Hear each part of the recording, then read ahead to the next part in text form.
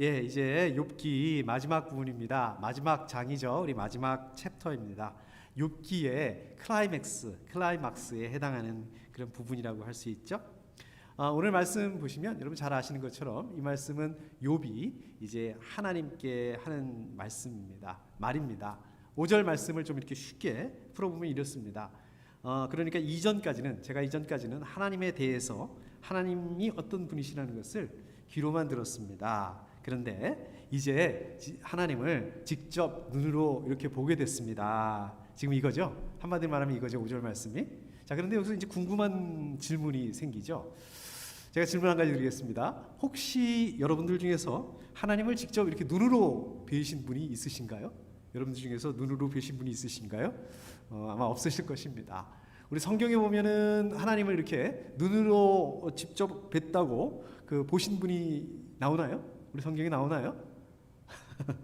예, 제가 청년 때 믿지 않는 우리 친구한테, 하나님 믿지 않는 친구한테 이게 전도를 했습니다. 우리 교회 같이 가자 이렇게 얘기를 했더니 이 친구가 저한테 그러더라고요.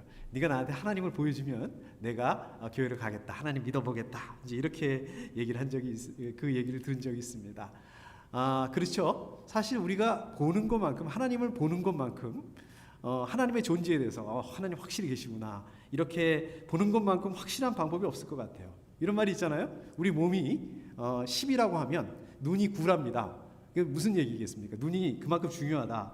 눈으로 직접 보는 게 그만큼 중요하다. 이제 이런 의미를 가진 그런 말이겠죠? 그런데 사실은 이렇게 못 보는 게 많습니다. 실제로 존재하지만 못 보는 것들이, 우리 눈으로 볼 수 없는 것들이 많이 있습니다. 뭐가 있을까요? 제가 생각해 보니까 많더라고요. 우리 뒤통수를 못 봅니다. 우리 눈으로 볼 수 없습니다. 물론 거울을 사용하면 볼 수 있겠죠. 자, 또 볼 수 없는 게 있습니다. 우리 눈으로 직접 볼 수 없는 게 있습니다. 여러분, 태양 볼 수 없습니다. 맨눈으로 이렇게 태양을 보려고 하면 이 눈이 나빠진다고 합니다. 제가 어렸을 때 하다가 이제 눈이 좀 이렇게 나빠진 것 같습니다. 잘못하면, 강렬한 태양을 잘못 보면 아주 눈을 버릴 수도 있다고, 실망할 수도 있다고 그러더라고요. 말씀드린 것처럼 우리 뒤통수 거울을 이렇게 2개 놓고 보면 볼 수 있습니다. 저도 이렇게 머리를 깎을 때, 머리를 깎다 보면 꼭 이렇게 끝 무렵에 머리 깎아주시는 분이 제 뒤통수를 이렇게 꼭 보여줘요. 그러면서 이제 마음에 드시냐? 그러면은 항상 느끼는 게 낯설다, 무척 낯설다. 저게 내 뒤통수인가? 내 뒤통수가 저렇게 생겼는가? 이런 생각을 꼭 합니다.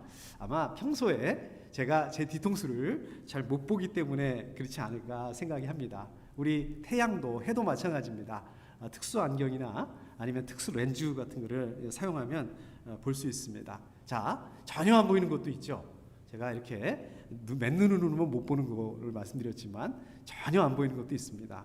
분명히 존재하지만 전혀 안 보이는 거 뭐가 있을까요? 예를 들자면 공기, 그죠? 안 보이죠? 바람도 안 보입니다. 물론 느낄 수는 있지만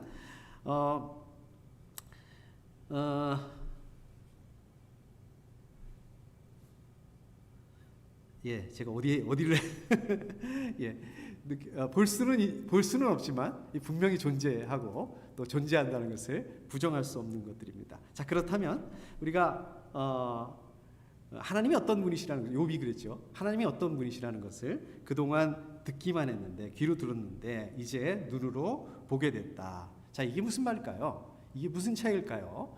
자, 이게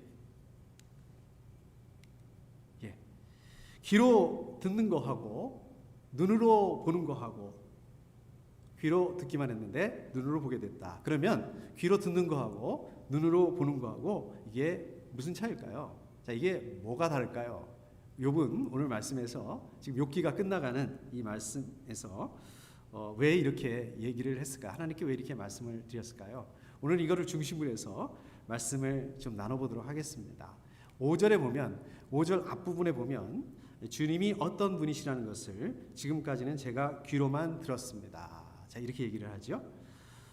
귀로만 들었다. 주님이 어떤 분이라는 걸 귀로만 들었다. 저는 그냥 제 나름대로 이렇게 데피니션을 내리고 싶습니다. 이러한 신앙을 귀로만 듣는 신앙이다. 이렇게 말씀드리고 싶습니다. 귀로만 듣던 신앙. 자, 우리 성경에 보면 이 귀로만 듣던 신앙을 가졌던 대표적인 전형적인 인물이 있습니다. 누가 있을까요? 기억나시는 분 있습니까? 우리 창세기에 보면 야곱이라는 인물이 나오죠. 여러분 한번 생각해 보십시오. 생각을 해보시면 이 야곱은 정말 그 대단한 그 믿음의 가정에서 태어났습니다. 자, 할아버지가 누굽니까? 할아버지가 아브라함입니다. 그 유명한 아브라함이고 또 아버지도 이삭입니다. 믿음의 조상, 믿음의 조상은 우리 아브라함을 할아버지로 두는 3대째 믿음의 가정에서 태어났습니다. 그러니 야곱은 어떻겠습니까? 태어날 때부터 아주 어렸을 적부터 하나님에 대해서 듣고 하나님에 대해서 알고 아마 그렇게 자랐을 것 같습니다. 그러니까 하나님에 대해서 얼마나 많이 듣고 또 얼마나 또 잘 알고 있었겠습니까? 자, 그런데 이 야곱이 알고 있었던 하나님은 어떤 하나님입니까? 할아버지 아브라함의 하나님이었고 야곱이 알고 있던 하나님은 아버지 이삭의 하나님이었다는 것입니다. 야곱 정작 자기의 믿음은 아니었다. 정작 야곱 자신은 하나님을 인격적으로 만나지 못했습니다. 야곱은 어떻습니까? 할아버지를 통해서 아버지를 통해서만 하나님을 알고 있었다. 자, 그러다 보니까 어떻습니까? 하나님에 대해서 알고 있었지만 지식적으로는 알고 있었지만 하나님과 관계없는 삶을 살았습니다. 그래서 어떤 일을 했습니까? 형 에서하고 끝없이 싸웠죠. 끝없이 형하고 쌍둥이 형하고 싸웠습니다. 그래서 형의 그 장자권, 그 장자권을 뺏으려고 이렇게 노력했고 실제로 뺏었습니다. 나중에 그 형이 그 자기 그 동생이 장자권을 뺏었다는 것을 알게 되고 화가 났죠. 그래서 이제 그 야곱을 이제 죽이려고 합니다. 그래서 결국은 이 형으로부터 도망가기 위해서 외삼촌 집으로 이제 야곱이 도망을 가게 됐습니다. 도망을 가다가 베델이라는 곳에서 어떻습니까? 결국은 하나님을 만납니다. 물론 하나님을 만났지만 야곱의 삶이 거기서 완전히 바뀐 것은 아닙니다. 완전하지는 않았지만 야곱의 삶이 바뀔 수 있는 전환되는 그러한 그 전환점이 되는 그 사건이었습니다. 여러분, 이 귀로만 들었던 신앙, 귀로만 듣는 신앙 어떻습니까? 하나님을 모르는 게 아닙니다. 하나님을 알고 하나님을 믿고 또 하나님에 대한 신앙을 가지고 있습니다. 그런데 하나님을 아는 것도 그렇고 이러한 신앙은 하나님을 믿는 것도 그렇고 하나님에 대한 신앙도 어떻습니까? 관념적이고요. 불완전합니다. 왜 그럴까요? 왜 귀로만 듣는 신앙을 이럴까요? 결국 그 야곱처럼 할아버지, 아버지, 조상의 전통을 따라서 또 다른 사람의 말을 통해서 들었기 때문에 그렇게만 들었기 때문에 그렇게만 하나님에 대해서 알았기 때문에 그러니까 하나님에 대해서 어떻습니까? 직접적으로 체험한 하나님에 대해서 직접적으로 경험하지 못했기 때문에 그렇습니다. 모태신앙 우리 모태신앙을 가지신 분들이 다 잘못됐다, 다 문제다라고 말씀드리는 건 아닙니다. 모태신앙 뭡니까? 태어나면서부터 믿음을 가지게 된 그러한 신앙을 말하는 거죠. 예를 들자면 저희 아이들도 이제 모태신앙입니다. 모태신앙은 이 부모님 잔소리 때문에 부모님을 통해서 하나님을 경험하게 되는 경우가 많습니다. 자, 그렇기 때문에 어떻습니까? 이거는 내 하나님이 아니에요.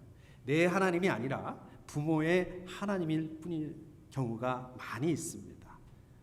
그리고 이 부모님의 하나님, 부모님을 통해서 알게 되는 이것을 내 믿음이다, 내 신앙이다 이렇게 착각하는 경우가 많습니다. 친구의 말을 통해서 우리가 하나님을 알고 하나님을 믿고 또 우리 신학적인 이론을 통해서 하나님을 알고 있었다. 결국 귀로만 듣는 신앙이라는 것은 어떻습니까? 누군가 사람, 누군가라는 그런 매체를 통해서 하나님을 간접적으로만, 그러니까 결국은 누군가라는 그런 매개체가 필요하고 또 매개체를 통해서만 하나님을 경험하는, 간접적으로만 경험하는 신앙, 이것이 귀로만 듣는 신앙이라고 말씀드릴 수가 있습니다.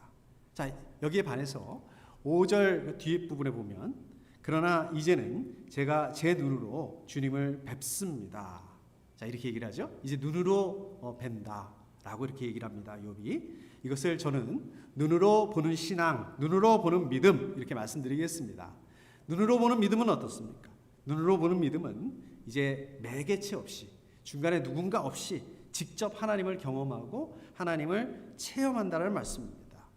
그러니까 5절에서 앞에 귀, 뒤에 눈, 이게 무슨 뜻입니까? 앞에 귀는 간접적으로 하나님을 경험하는 것. 두 번째, 눈은 어떻습니까? 하나님을 직접적으로 체험하고 하나님을 믿는 것을 말씀하고 있는 것입니다. 자, 욥에게 있어서 하나님에 대한 직접적인 체험은 어떻습니까? 그러니까 무슨 말입니까? 하나님의 직접적인 체험, 눈으로 보는 믿음. 욥이 그동안 가지고 있었던 하나님에 대한 부정적인 생각, 하나님에 대한 의심을 털어버리는 계기가 되었습니다. 이제 눈으로 보는 그런 믿음 때문에 욥은 하나님의 그 절대 주권에 대해서 인정하게 되었습니다. 욥은 이것들을 통해서 어떻게 됐습니까? 눈으로 보는 그 믿음을 통해서 하나님과의 관계를 새롭게 하는 계기가 되었다는 것입니다. 바로 이 눈으로 보는 이 믿음 때문에 하나님에 대한 지식 또 인식, 이것을 근본적으로 바꾸는 계기가 됐습니다. 자, 그렇기 때문에 이 눈으로 보는 믿음, 다시 말해서 하나님을 직접적으로 체험해야만 신앙과 생각과 삶이 달라지게 됩니다. 우리 성경에 보면 이런 분들이 있죠. 우리 출애굽기에 보면 모세가 그랬습니다. 모세는 원래 광야에서 목자로서 40년 동안 살았습니다. 그러다가 어느 날 호렙산에서 우연하게 하나님을 만나게 됩니다. 물론 중간에 우여곡절이 있긴 했지만 그 이후로 어떻게 변합니까? 모세는 이집트에서 고통받고 있는 이 이스라엘 사람들을 인도하는 리더가 되었습니다. 그리고 하나님께서 약속하신 가나안 땅으로 이스라엘 사람들을 인도하는 그러한 리더가 되었습니다. 바울은 어떻습니까? 바울은 바리새파 유대인으로서 자기가 율법을 지키고 또 율법을 수호한다, 이제 이러한 그 자부심을 가지고 살았습니다. 이러한 자부심이 가득했던 사람입니다. 바울의 눈으로 봤을 때 그리스도인들은 어떤 사람이냐? 하나님을 모욕하고 율법을 무시하고 하나님을 모욕하는 그런 사람들로 생각을 했습니다. 그래서 율법은 이 그리스도인들을 잡아가두고 핍박하고 그랬습니다. 바울이 그날도 이제 그 다마스쿠스에 있는 그리스도인들을 잡아가기 위해서, 체포하기 위해서 다마스쿠스로 갔습니다. 다마스쿠스로 가는 길에 예수님을 만나죠. 그리고 바울의 삶이 완전히 180도 바뀌게 됐습니다. 저도 어렸을 때부터 교회를 다녔습니다. 제가 그 고등학교 1학년 때 여름방학 때 여름 수련회, 교회 여름 수련회 가서 예수님을 영접을 했습니다. 저는 예수님을 영접을 하면 제 삶이 완전히 바뀔 줄 알았어요. 바울처럼 완전히 180도 이렇게 바뀔 거라고 그렇게 기대했습니다. 그런데 제 기대와 다르게, 제 생각과 다르게, 바울과 다르게 제 삶이 바뀌지가 않더라고요. 그대로에 제가 예수님을 영접을 했음에도 불구하고 똑같이 여전히 그냥 예수 믿지 않는 사람, 예수 믿기 않는 사람들하고 똑같이 그 친구들하고 그러한 그 죄성 그런 모습을 그러한 그 모습을 버리지 못하는 제 모습을 보면서 좀 답답해였습니다. 너무 안타까웠습니다. 그냥 신앙도 그랬던 것 같습니다. 그냥 술에 술 탄 듯, 물에 물 탄 듯, 그냥 뭐 거룩해 보이기는 하는데, 신앙이 있는 것처럼 보이기는 하는데, 알잖아요. 제가 알잖아요. 이것을 숨길 수가 없었습니다. 그러다가 제가 대학에 들어가고 또 이제 군대를 갔다가 제대를 하고 이제 그 복학을 하기 위해서 학교에 아직 그 복학을 하기 위해서 기다리던 그런 여름이었습니다. 그때도 중고등부 이제 수련회가 있었는데 제가 이번에는 학생이 아니라 보조교사로 이제 그 수련회에 따라가게 되었습니다. 이 두 번째 날이었던 것 같은데요. 강사 목사님께서 집회를 인도하셨습니다. 강사 목사님 하신 그 메시지, 평소에 굉장히 많이 듣던 그런 그 말씀이었습니다. 어떤 얘기였냐면 예수님께서 우리 사람들을 위해서, 사람들의 죄 때문에 우리 사람들을 죄에서 구하기 위해서 십자가에 죽으시고 부활하셨다. 너무 잘 아는 말씀이었습니다.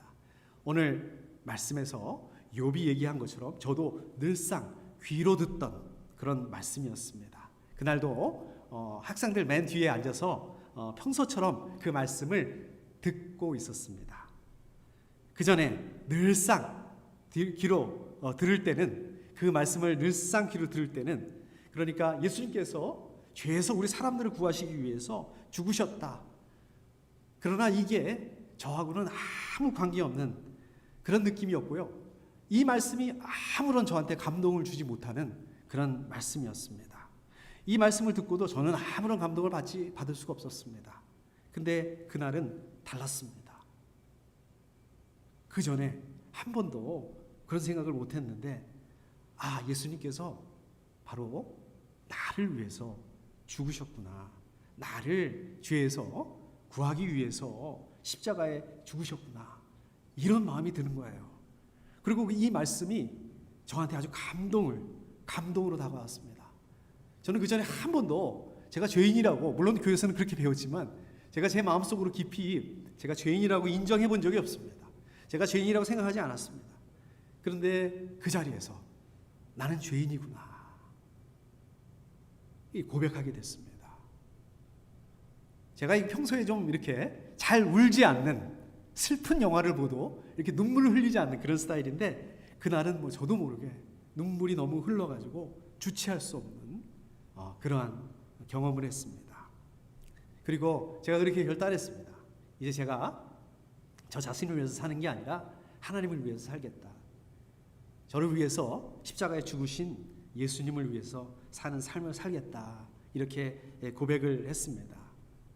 그 전에 제가 교회만 왔다 갔다 이러한 그 신앙생활을 했지만 그게 아무 의미가 없다는 것은 아닙니다. 제가 고등학교 1학년 때 예수님을 영접하고서도 제 삶이 바뀌지 않았다.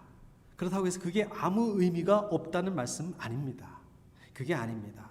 그런데 그날 제가 예수님을 인격적으로 만났을 때 제 삶이 완전히 바뀌게 되었습니다.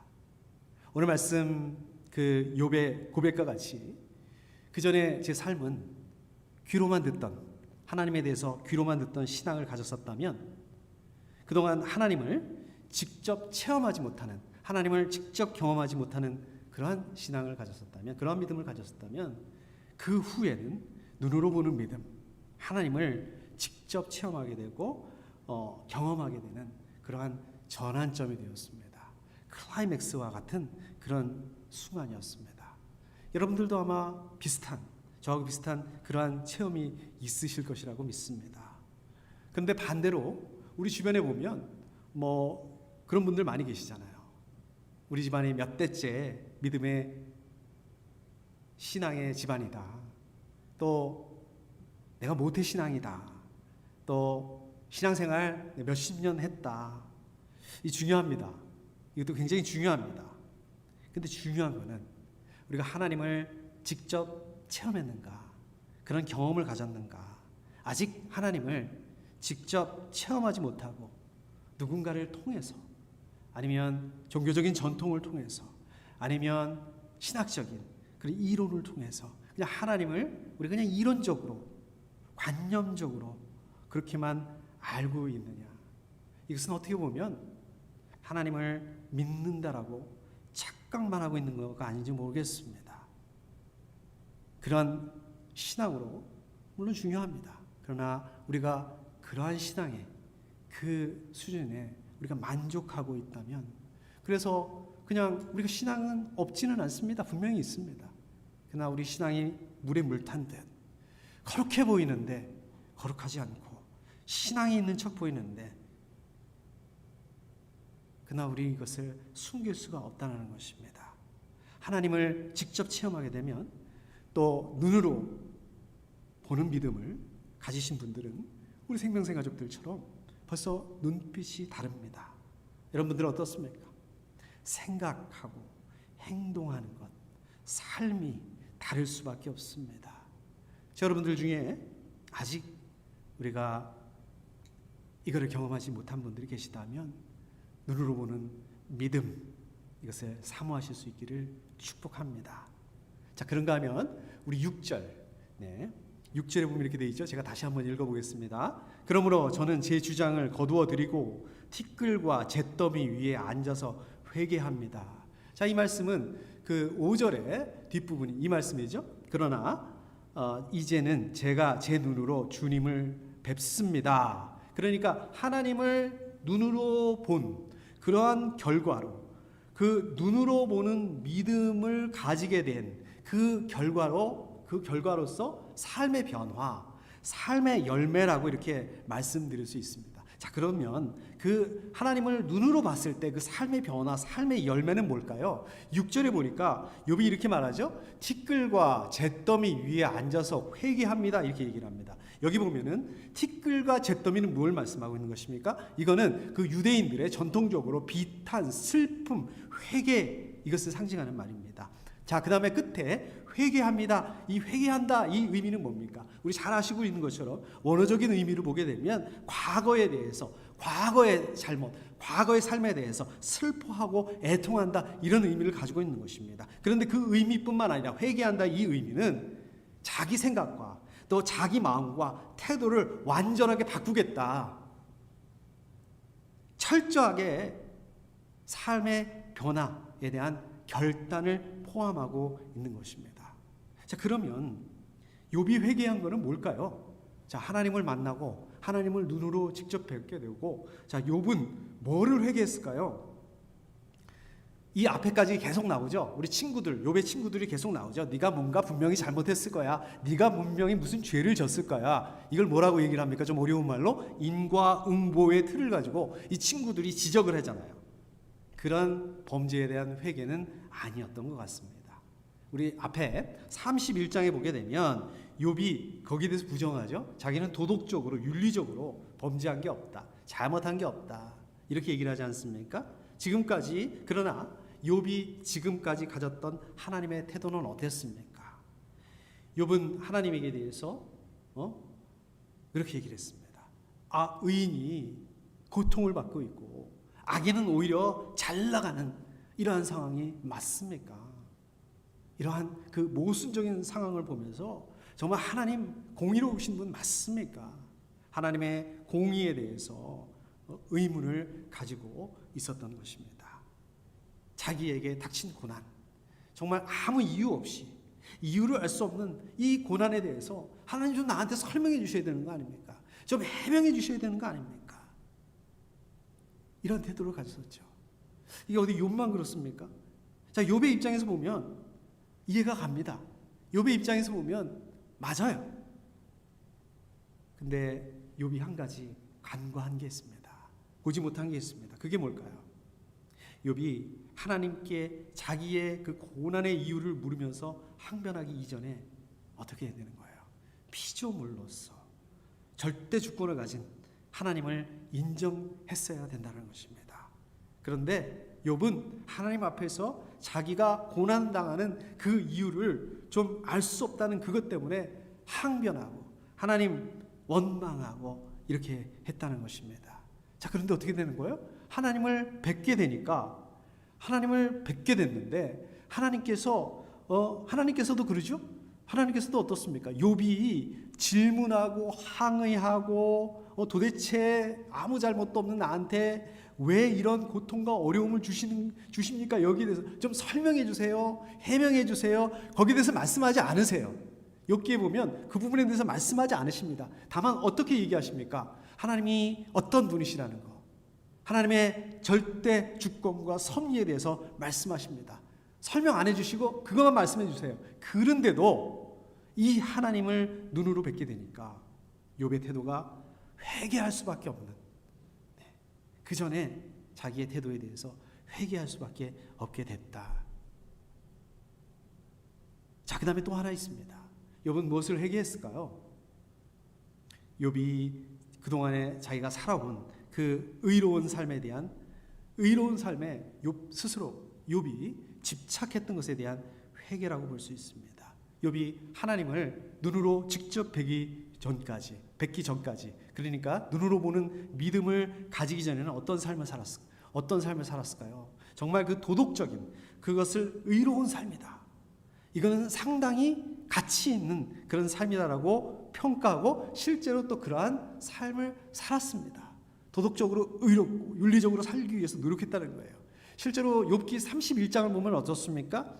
한 장 전체에 걸쳐서 욥이 이러한 삶, 자기가 도덕적으로 살았다, 윤리적인 삶을 살았다, 이것을 회상하는 그런 말씀들이 나와요. 근데 이 31장은 뭡니까? 나는 이렇게 제대로 살았는데 그 얘기를 하려고 하는 거죠.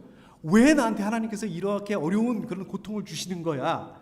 이런 의도로 했던 그 말이에요. 맞습니다. 상당히 가치 있는 삶이고 또 실제로 욥은 그렇게 살았습니다. 그런데 어떻습니까? 이 말을 뒤집어 놓고 보게 된다면 욥이 이 도덕적인 의로움에, 윤리적인 의로움에, 이게 나쁘다는 것이 아니지만 거기에 집착하고 살았다는 것입니다. 그것을 보여주고 있는데 바로 이것을 하나님을 보게 되니까 회개하고 있다. 로마서 3장 10절. 로마서 3장 10절에 보면 이렇게 말씀하고 있죠. 의인은 없다. 한 사람도 없다. 욥만 그렇습니까? 우리 모두가 그렇지 않습니까? 우리 모두는 우리 자신을 의롭다, 선하다고 생각을 해요. 그렇게 말하지 않을 뿐이지. 또 우리 사람들의 그 불완전한 눈으로 보게 되면 괜찮아 보입니다. 아무렇지 않아 보입니다. 완전해 보입니다. 그런데 우리의 이 완전해 보이는 착각에도 불구하고 우리가 하나님 앞에 서게 된다면 아무리 거룩한 의로운 사람이다 할지라도 죄인이라는 사실을 깨닫게 됩니다. 이사야가 하나님 앞에 서게 됐을 때 이렇게 얘기를 하죠. 재앙이 나에게 닥치겠구나. 이제 나는 죽게 되었구나.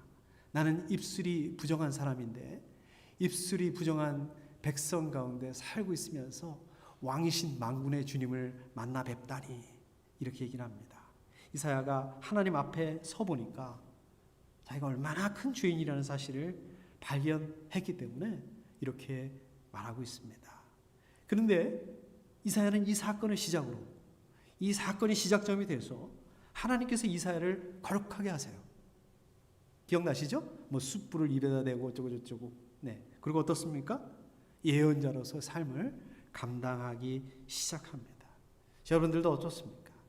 예수님을 인격적으로 만나고 또 예수님을 인격적으로 만나는 것을 통해서 눈으로 보는 믿음을 가지게 될 때 우리 그동안 우리의 그 삶을 돌아보게 됩니다. 회개하게 됩니다. 그리고 우리의 삶이 바뀌게 되는 것입니다. 성숙한 믿음을 가지게 되는 것입니다. 여러분 성숙한 믿음 가지고 싶으시죠? 좀 성숙한 그리스도인이 되고 싶으시죠? 바로 이 과정이 필요하다는 것입니다. 제가 중학교 다닐 때 그 목사님께서 기도에 대해서 가르쳐 주셨습니다. 기도할 때는 말이야, 이제 저한테만 가르쳐 주신 게 아니라 우리 그 반 전체한테 이렇게 가르쳐 주셨죠. 기도할 때는 말이야, 첫째로 하나님께 감사 기도를 해야 돼. 그 다음에 두 번째로 죄를 회개하는 기도를 해야 돼. 이렇게 말씀하셨어요. 그래서 저는 또 그렇게 배웠으니까 배운 대로 하려고 이제 기도할 때 먼저 하나님께 감사드리고 또 제 죄를 회개하려고 했습니다. 그런데 제가 아무리 감사를 하려고 해도 감사할 게 더 이상 없는 거예요. 또 제가 아무리 제 죄를 회개하려고 해도 이게 회개할 죄가 생각나질 않는 거예요. 그래도 해라 그랬으니까 막 감사한 것들을 막 만들어 생각합니다. 또 회개하라고 그랬으니까 회개할 것들을 막 짜내요. 이것도 잘못했지, 저것도 잘못했지 막 이러면서 그랬습니다. 왜 그랬을까요? 왜 제가 그럴 수밖에 없었을까요? 제가 하나님을 믿고 교회 다니고 신앙생활을 했지만 제가 그때 어땠냐면 정말 하나님을 귀로만 들었기 때문에, 귀로만 듣는 신앙을 가지고 있었기 때문에 그렇습니다. 그랬던 것입니다. 예수님을 인격적으로 만나지 못했기 때문에 그랬습니다. 내가 왜 죄인이야? 나 아무 죄를 짓지 않았는데? 그랬어요. 그런데 제가 그날 예수님을 인격적으로 만나게 되니까 감사할 것들을 생각할 필요도 없었어요. 감사할 것들을 짜내지도 않았는데 막 제 안에 감사가 나오는 거예요. 하나님에 대한 감사가 저도 모르게 나오는 거예요. 이것도 감사, 저것도 감사. 제가 회개거리를 짜내지도 않았는데 그냥 제 입으로 고백을 하게 되는 것입니다. 제가 죄인이라고 고백할 수밖에 없었습니다. 오늘 말씀에 욥이 그랬던 것처럼 여러분들 하나님에 대해서 누군가를 통해서 간접적으로 알고 있는 그러한 귀로 듣는 신앙, 거기서 직접적으로 하나님을 체험하게 되는 눈으로 보는 믿음을 가지게 될 때에 죄에 대해 자각을 하게 됩니다. 죄에 대해서 통회하게 됩니다. 자복하게 됩니다. 더 이상 죄에 대해서 미워하게 되고 죄를 짓지 않는 삶이 바뀌게 되는, 그렇게 됩니다. 여러분 그렇게 되실 수 있기를 축복합니다. 자, 이제 말씀을 정리하도록 하겠습니다. 뜬금없지만 여러분들 혹시 그 춘향전 다 아시죠? 예, 스토리가 어떻습니까? 이도령이 이제 그 과거 시험을 보려고 한양으로 떠났습니다.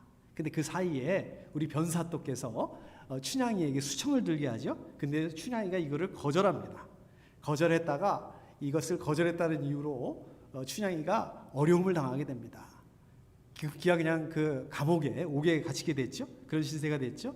자, 이제 한편 이도령 한양에서 과거에 급제를 해서 암행어사가 돼서 고향으로 춘향이에게 돌아오게 됐습니다. 결국 이 암행어사 이도령이 이제 변사또의 악행을 밝혀내고 결국에는 이제 춘향이를 그 옥에서 구해낸다는 그런 이야기입니다. 잘 아시는 말씀이죠. 그런데 이 중에서 어떤 게 클라이맥스일까요? 제 생각에는 단연 맨 마지막 부분, 옥에 갇혀 있는 이 춘향이를 구해내는 그 장면, 그 암행어사 이도령하고 춘향이하고 상봉하는 장면입니다. 근데 여러분 잘 생각해 보십시오. 잘 생각해 보시면은요, 자, 춘향이가 물론 감옥에서 나오게 되고 이제 그 이도령을 만나게 됐지만 자기를 그렇게 억울하게 자기를 그 고통을 줬던 그 변사또에게 복수를 했다, 원한을 풀었다, 그런 말씀이 그런 이야기가 나오지 않습니다. 또 춘향이가 암행어사 이도령의 부인이 돼서 잘 살게 됐다, 행복하게 됐다, 이런 얘기도 나오지 않습니다.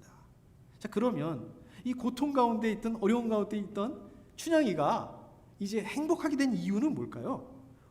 왜 이게 클라이막스가 될까요? 왜 이게 가장 중요한 그런 부분이 될까요? 한번 생각해 보십시오. 자기를 핍박했던, 자기를 어렵게 했던 변사또한테 복수를 한 것도 아니고, 좀 복수를 해야지 시원한 거 아니겠어요? 복수를 해야지 그 억울함을 되갚아 줄 수 있는 거 아니겠습니까? 암행어사 부인이 돼서 권력을 누리고 이런 것도 아니잖아요.